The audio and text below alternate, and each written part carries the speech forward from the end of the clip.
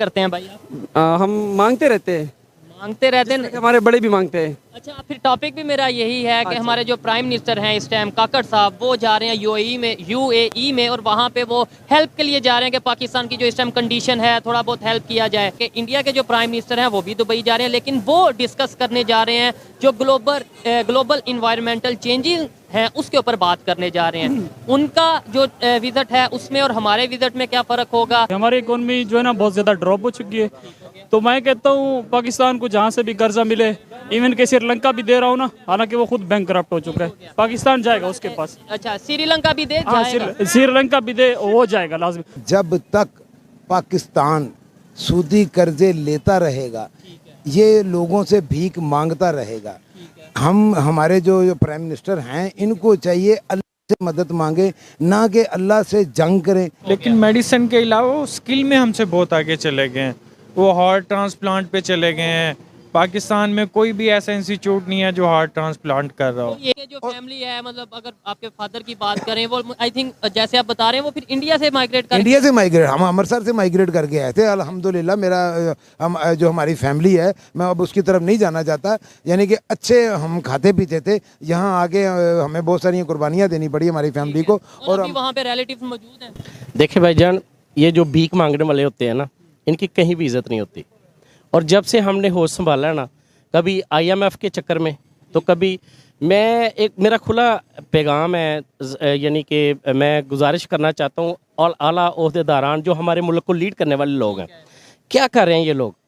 अगर अपना बिजनेस करते हैं तो वो 1-2 साल में वो बढ़ के वो एक छोटा सा कारखाने फैक्ट्री नुमा हो जाता है, फैक्ट्री से वो कंपनी बन जाता है।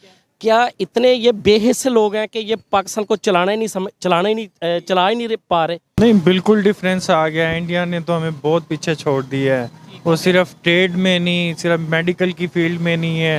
आप तो डॉक्टर हैं, क्या वो हर फील्ड में बहुत आगे चले गए हमसे ना।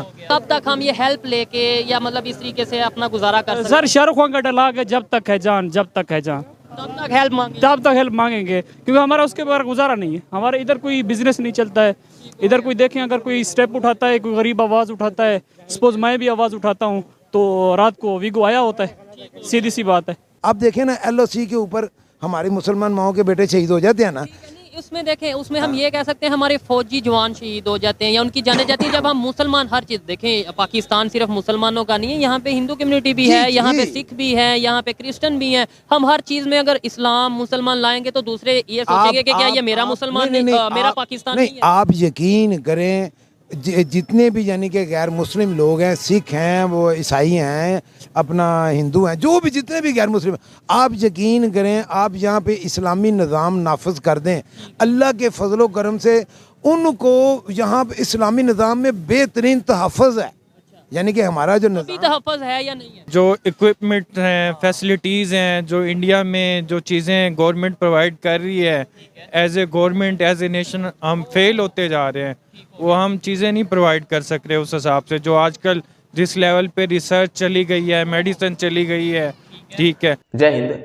देखिए, पाकिस्तान और भारत का कंपैरिजन हमेशा से होता आया है और हमेशा से होता भी रहेगा, क्योंकि पाकिस्तान भारत का एक ऐसा पड़ोसी देश है जो कि खुद तो खोखला है ही, और साथ ही साथ ये दूसरे देश को भी खोखले करने के चक्कर में रहता है। भीख मांगने की इसको जहां अवसर मिलता है ये वहां ज़्यादातर पहुंचते हैं, क्योंकि इन्होंने ऐसी कंडीशन बना ली थी।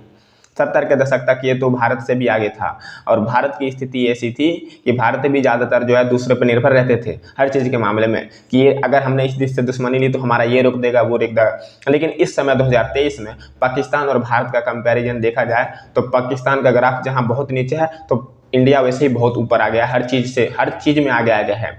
विदेश नीति इंडिया की स्वतंत्र है, भारत जो है अपने देश में व्यापार बढ़ा रहा है। और कुछ लोगों का ये मानना है कि इंडिया का जो कंपैरिजन है वो पाकिस्तान से नहीं होना चाहिए बल्कि चाइना से होना चाहिए। तो मैं उनको ये कहना चाहूँगा कि चाइना से कंपैरिजन तो हमेशा इंडिया का होता ही रहता है, और उन्हीं की कंपैरिजन करते करते इंडिया जो है अपनी रणनीति बनाता है। और पाकिस्तान और इंडिया का कंपैरिजन तो ज़्यादातर पाकिस्तान वाले करते हैं, इंडिया को उसकी ज़रूरत नहीं पड़ती है। और ये बात ठीक भी है कि इंडिया और चाइना का ही कंपैरिजन होना चाहिए, क्योंकि चाइना हमारा पड़ोसी भी है और हमसे ताकतवर भी है एक तरह से देखा जाए तो। लेकिन इंडिया जो है हमेशा ऐसे अपने आप को मजबूत बनाता जाता है कि ये किसी को ये ना लगे कि इंडिया चाइना से भयभीत है, और होगा भी नहीं कभी इंडिया चाइना से अब भयभीत, क्योंकि अब नए भारत की नीति जो है एकदम तगड़ी हो चुकी है। विदेश नीति इसका पूरा स्वतंत्र है और ये ज़्यादातर मामले में किसी पे भी डिपेंड नहीं है। आने वाले टाइम में यदि चाइना से भी अगर अब दुश्मनी हो जाए तो उसको भी देख लिया जाएगा। और पाकिस्तान से कंपैरिजन तो इसलिए किया जाता है क्योंकि पाकिस्तान एक ऐसा भिखमंगा देश है जिसके पास परमाणु है, और भिखारियों के पास जब कुछ नहीं होता है तो वो सोचते हैं कि वो किसी भी तरह दूसरे को नुकसान पहुंचा दे और उसको भी तबाह कर दे। इसलिए हमें उसको हमेशा ध्यान में रखना ही पड़ता है, क्योंकि वो सबसे ज़्यादा बड़ा दुश्मन अपना भारत को मानता है। उसको किसी भी चीज़ में अगर दिक्कत आए तो वो भारत का नाम लेगा, इसलिए हमेशा उसको ध्यान में रखा जाता है। ये नहीं कि भारत अपना कंपैरिजन पाकिस्तान से करता है, कभी नहीं करता। पाकिस्तान अपने आप को इंडिया से कंपैरिजन करता है क्योंकि इंडिया अपने आप को आगे ले जा चुका है और पाकिस्तान अपने आप को उतने ही कर्जे में धकेल चुका है।